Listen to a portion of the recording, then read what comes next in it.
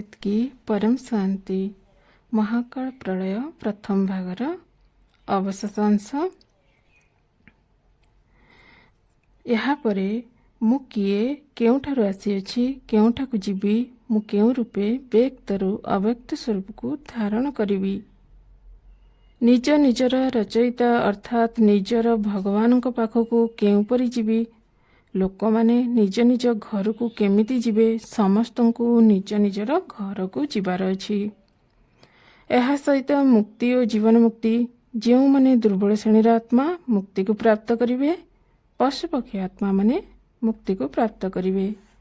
एही मृत्युलोक अमर लोक रे परिणत हेब, तत्व परिवर्तन हेब। एही पांच तत्व जहा आज दुख रे परिणत होइछि, निजर भारसाम्य हरई बसी परम शांतिर भाइब्रेशन द्वारा धीरे धीरे जो माने परम शांतिर ग्रुप अछंती आत्मस्वरूप स्थित होई परम शांतिर भाइब्रेशन वितरण करिवे।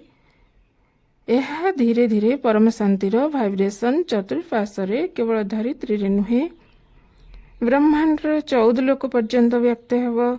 धीरे धीरे बेहतर आत्मा 9,33,00,000 देवी देवता माने 16,108 1008 समस्त मिसी परम शांति वितरण करिवे। 33 कोटी देवी देवता जो माने किछि परिमाण रे आकारी साकारी रूपे अछंती, साकारी आकारी मिलित भावे जागृत हेबे। चतुर्पार्श्वरे परम शांतिर भाइब्रेशन स्पर्श हेब। परम शांति भाइब्रेशन द्वारा आत्मस्वरूप स्थित हेबे। स्वयं को जानिवे, आत्मज्ञान प्राप्त हेबे। सभी को ज्ञान होइजिबो मु किए काहेकि ना अनेक धर्म मठ पंच संप्रदाय रे दुखद लड़ाई झगड़ा हेउछि। मूल कारण एही आत्मा माने अलग अलग स्थान रो आछंती, तेणु आत्मा माने एक को स्वीकार करू नाहंती। कारण यहांकर रचयिता भिन्न भिन्न समस्तंकर स्मृति पड़िएछि। कारण शरीर मध्य निजर भगवान को छाड़ी द्वितीय को स्वीकार करिवे ही नहीं। कारण यहांकर भगवान बा रचयिता अलग अलग अटंती। अनेक प्रकार आत्मा अछंती धरित्री उपरे 800 कोटी साकारी जहा दृश्यमान किंतु जहा अदृश्य एही चर्म चक्षुरे दृश्यमान नुहे। सूक्ष्म जगत रे जो आत्मा माने अछंती अनंत भाई बापूजी सही आत्मा माने महाकाल प्रलय समय धरित्री उपरे केउ प्रकार सहयोगी हेबे। बापूजी कौनसी आत्मा साकारी हेउ कि निराकारी हेउ निजको हेल्प करि परिबे नाही, अन्य मानक किपरि हेल्प करिवे। सूक्ष्म रे भूत प्रेत मध्य दुखदायी तपलोकर भाइब्रेशन भल अछि, ऊपर लोक जीवार अछि, केमिति जीवे। परमधाम रे बसिथिबा आत्मा निराकारी हेउ साकारी आकारी ऊपर को आगो को जीवार अछि, केमिति जीवे। अनंत भाई प्रश्न धरित्री उपरे एही सब घटित हेबाकु जाउछि, एही आत्मा माने ऊपर लोक जीवार अछि, केउ परि जीवे। एहांकर रचयिता को कोन चिंता हेउ नहीं। चाहे साकारी मनुष्य दुखदायी होई खोजिबार प्रयास करिथाए नाते, तेणु वर्तमान समय रे समस्ते खोजिबे। एमिति परिस्थिति आसी उपस्थित हब, सत्य को खोजिबारे लागिबे, शांति और परम शांति को खोजिबे। अनंत भाई निजर इष्ट गुरु को तो खोजु ही छंती ना। बापूजी समस्ते आसुथिबा समय रे आगो को अनेक धर्म मठ पंच संप्रदाय ये सबरु ऊपर को उठी परम सत्य को जानिबे।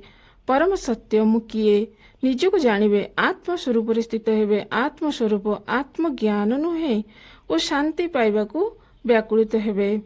चाहे साकार हेउ कि आकारी हेउ, आकारी भी तो 3 तत्व अछंती, तेणु एमानकर नेगेटिविटी एते परिमाण रे व्याप्त होइजिवो।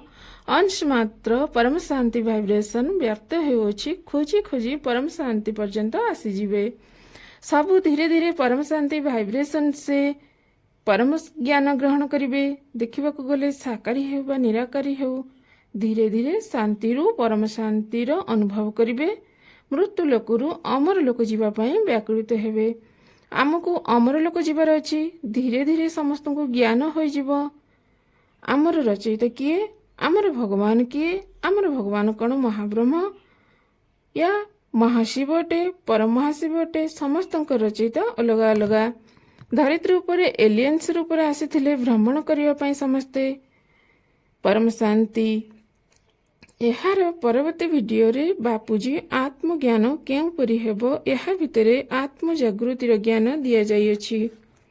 ଯେମିତି ମହାକାଳ ପ୍ରଳୟରେ କିଏ କେଉଁପରି ବଞ୍ଚିବ ପ୍ରଥମ ପାର୍ଟ ଶୁଣିଲେ, ସେକେଣ୍ଡ ପାର୍ଟ ଶୁଣନ୍ତୁ, ଯାହା ଭିତରେ ବାପୁଜୀ କହିଅଛନ୍ତି ପରିବର୍ତ୍ତନ ବିଷୟରେ, ଆତ୍ମଜାଗୃତି, ଆତ୍ମା କି ପୁରୁଷାର୍ଥ ବାରେ ମେ, ଅନ୍ତିମ ସମୟରେ କେଉଁ ପ୍ରକାରର ହେବ, ଏହାର ପରବର୍ତ୍ତୀ ଆତ୍ମାମାନଙ୍କର ଗତି କେଉଁ ରୂପେ, ଧର୍ମପିତା, ଧର୍ମଗୁରୁ, ପୁଣି ବ୍ରହ୍ମାଣ୍ଡ, ମହାବ୍ରହ୍ମାଣ୍ଡ, ପରମ ମହାବ୍ରହ୍ମାଣ୍ଡ, ସମ୍ପୂର୍ଣ୍ଣ ୟୁନିଭର୍ସ କେମିତି ବଦଳିବ, ଗ୍ରେଟ୍ ୟୁନିଭର୍ସ କେଉଁପରି ବଦଳିବ, ବେହେଦ କେ ପରମ ପିତା ଆତ୍ମାମାନଙ୍କୁ କେମିତି ରକ୍ଷା କରିବେ, ସମସ୍ତ ବିଷୟରେ ଏହାର ଭିତରେ ଆଲୋଚିତ ହୋଇଅଛି। ଆପଣମାନଙ୍କୁ ଅନୁରୋଧ ସବୁକିଛି ଶୁଣନ୍ତୁ, ଦେଖନ୍ତୁ, ପ୍ରତ୍ୟେକ ପ୍ରଶ୍ନର ଉତ୍ତର ମିଳିଯିବ। ବହୁତ ବହୁତ ଧନ୍ୟବାଦ। ବେହେଦ କି ପରମ ଶାନ୍ତି।